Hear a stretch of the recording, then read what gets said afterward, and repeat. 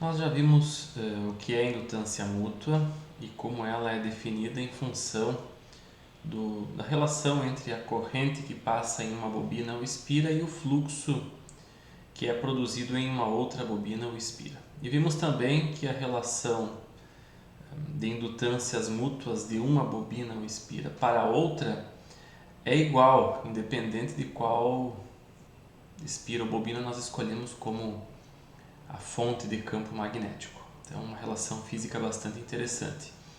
Nesse caso, nesse exemplo, nós vamos ver como é calculada a indutância mútua de duas espiras concêntricas colocadas no mesmo plano. Então, para facilitar, vamos considerar N1 e N2 iguais a 1. E também temos dois raios, um raio 1 dessa espira maior e o raio 2 da espira menor. Como é calculada a indutância mútua? Vamos começar pelo caso mais difícil. Como seria complicado se utilizássemos, por exemplo, a espira 2 percorrida por uma corrente I2 para calcularmos o fluxo que passa através da espira 1. Por quê?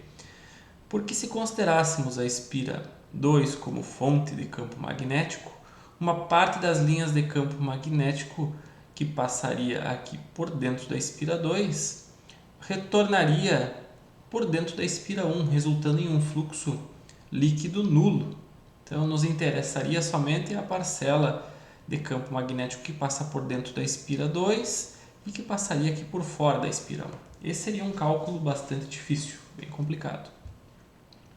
Então, a solução mais fácil nesse caso é considerarmos a espira 1 como a fonte de campo magnético e calculando então qual o fluxo que passa através da espira 2, nós temos condições então de determinar qual é a indutância mútua.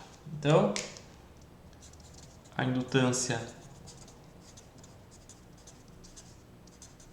mútua M, ela pode ser calculada de duas maneiras, né? Tanto a M2 devido à corrente 1, que é N2, fluxo que passa em 2 devido à corrente I1 sobre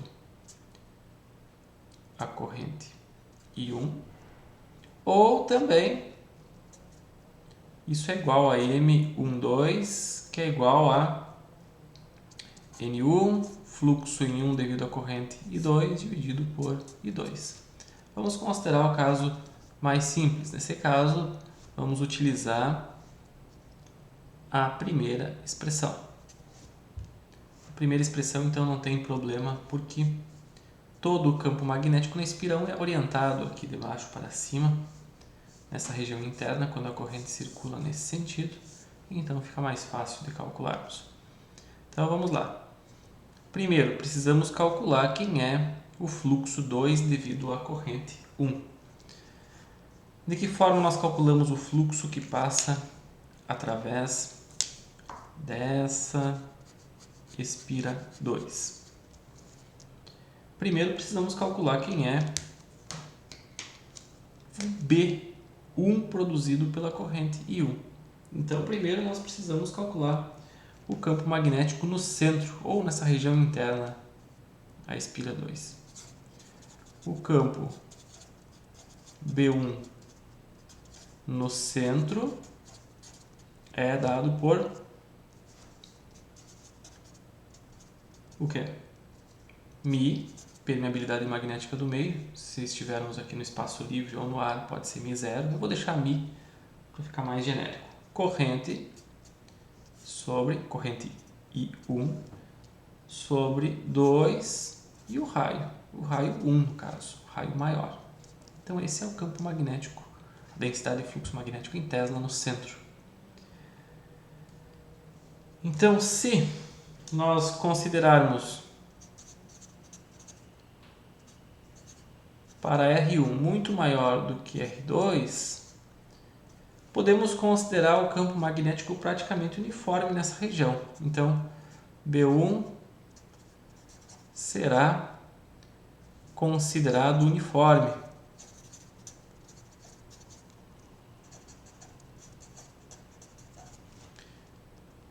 no centro ou na região em 2. Então, se nós considerarmos esse raio 1 muito maior do que R2, nós temos uma situação onde podemos simplificar essa análise, considerando então o campo uniforme em toda essa região interna.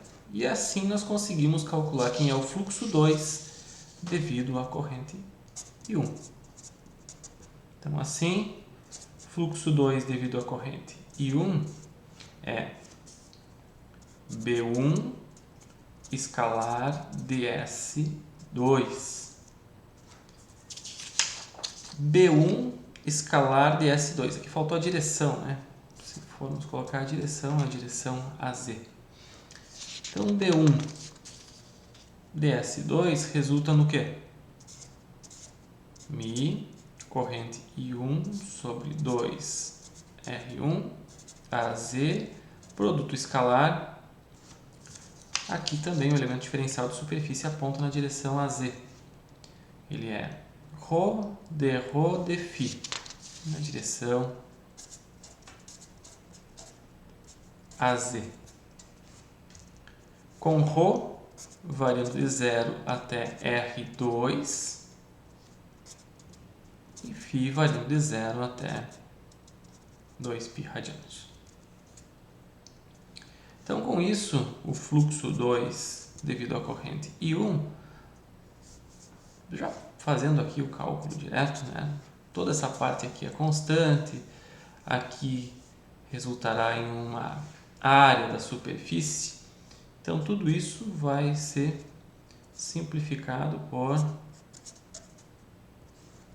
vezes a área, onde a área é π vezes o raio 2 ao quadrado. Então, esse termo aqui é a área da espira 2. Com isso, então, temos a expressão do fluxo. E agora sim,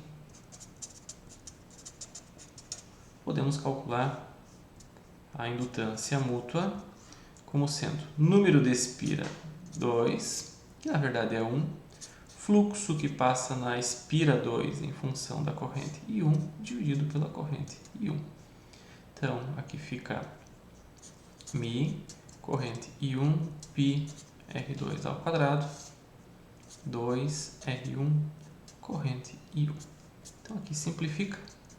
Chegamos à expressão da indutância mútua de duas espiras concêntricas colocadas no mesmo plano. Indutância mútua em Henry é Mi, permeabilidade magnética do meio onde elas estão, π raio 2 ao quadrado sobre 2 raio 1. Olhando para a expressão e fazendo uma análise dimensional, Mi é a permeabilidade magnética em Henry por metro. Então, Henry por metro, aqui já tem metro no denominador, fica metro quadrado. Com metro quadrado aqui sobra, então, Henry. Então, olhando dimensionalmente, nós temos condições de, pelo menos, verificar se não há algum erro, né? O que isso significa? Bom, quanto menor o raio 2, menor a indutância mútua, menor o acoplamento magnético que existe entre as duas espiras. Num caso extremo onde R2 igual a R1, R2 igual a R1, então aqui teremos uma simplificação, fica Mi, π, R1 dividido por 2. Né? Teremos então uma indutância mútua definida dessa maneira, quando temos o máximo acoplamento magnético. Então, essa indutância mútua ela tem um significado, ela dá uma ideia do quanto de fluxo magnético é compartilhado por duas espiras, como nesse caso, ou bobinas, se nós tivermos N1 e N2 diferentes de 1. E isso dá uma ideia então de como ocorre o compartilhamento de fluxo magnético entre diferentes circuitos, né? Entre diferentes bobinas, enfim, diferentes elementos que produzem campo magnético.